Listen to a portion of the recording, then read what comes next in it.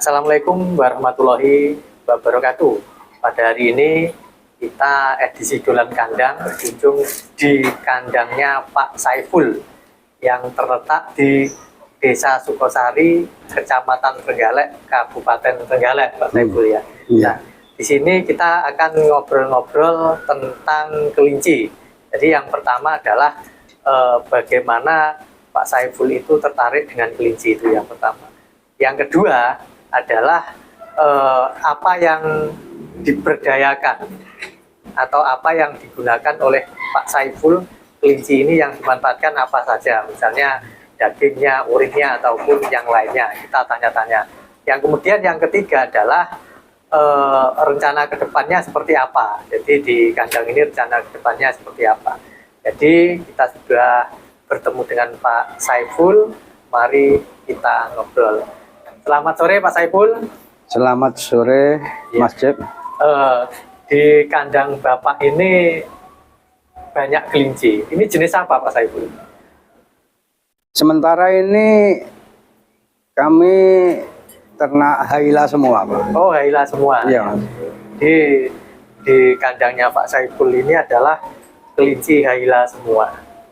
Yang kemudian yang melatar belakangi Bapak untuk beternak kelinci itu apa, Pak?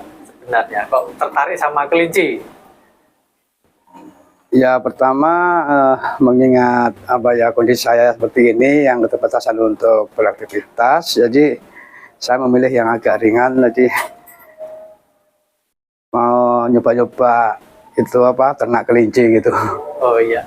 Jadi Dan yang kedua itu ada ini Mas, kebetulan ada teman itu kan pernah ikut seminar tentang urin dan gohe kelinci. Oh iya. Ya, jadi ilmunya itu dikasih ke saya untuk bikin fermentasi kan gitu. Oh gitu. Ya. Utamanya di urinnya. Oh di urinnya. Ya, fermentasi urin. Jadi Pak Saiful itu kenapa ternak kelinci? Yang pertama adalah karena keterbatasan aktivitas atau karena kondisi situasional Pak Saiful ya.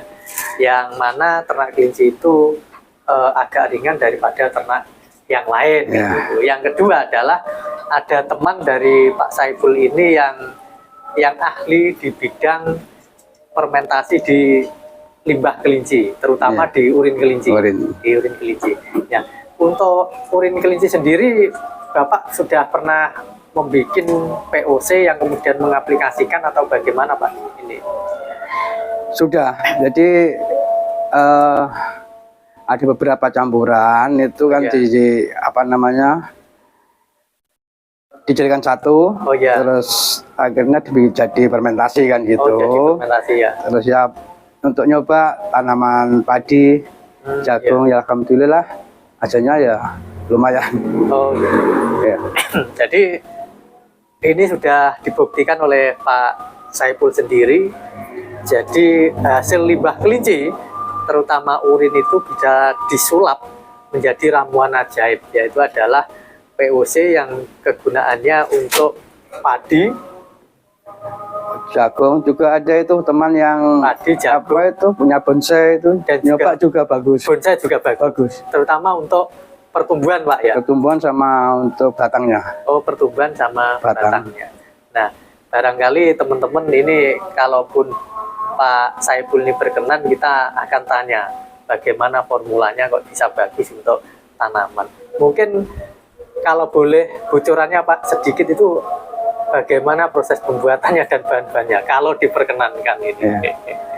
Ya yang pasti itu kita menggunakan beberapa bahan ya Mas. Oh ya.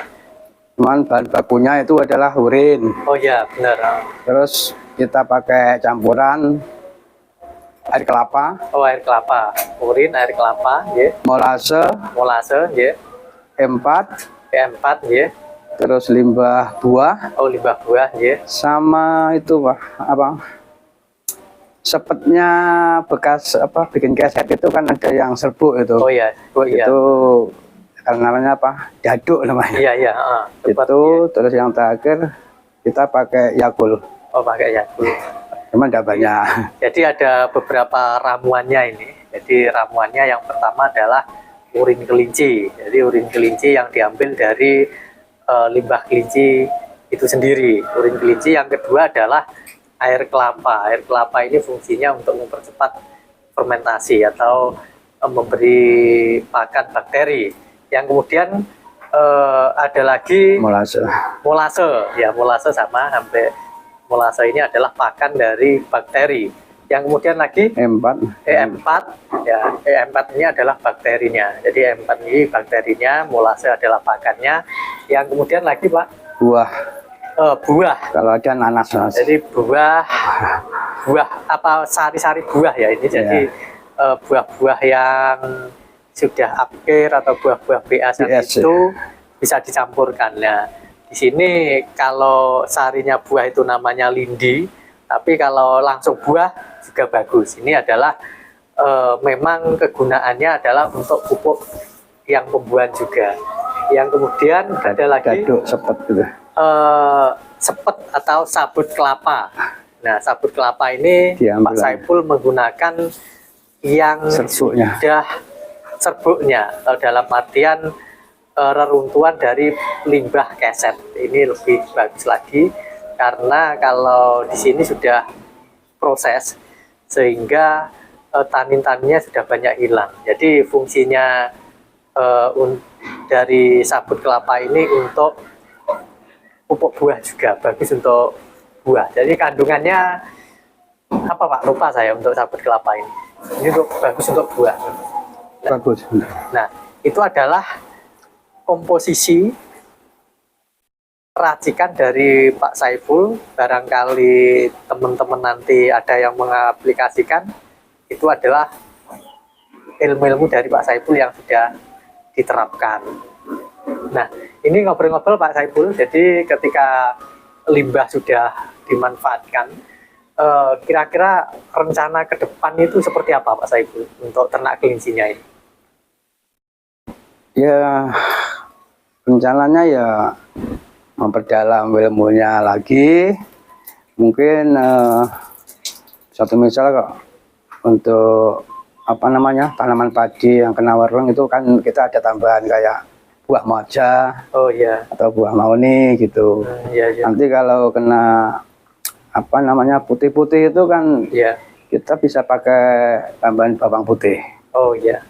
Tapi tanpa itu cuma untuk namanya kayak pengganti apa pupuk kimia.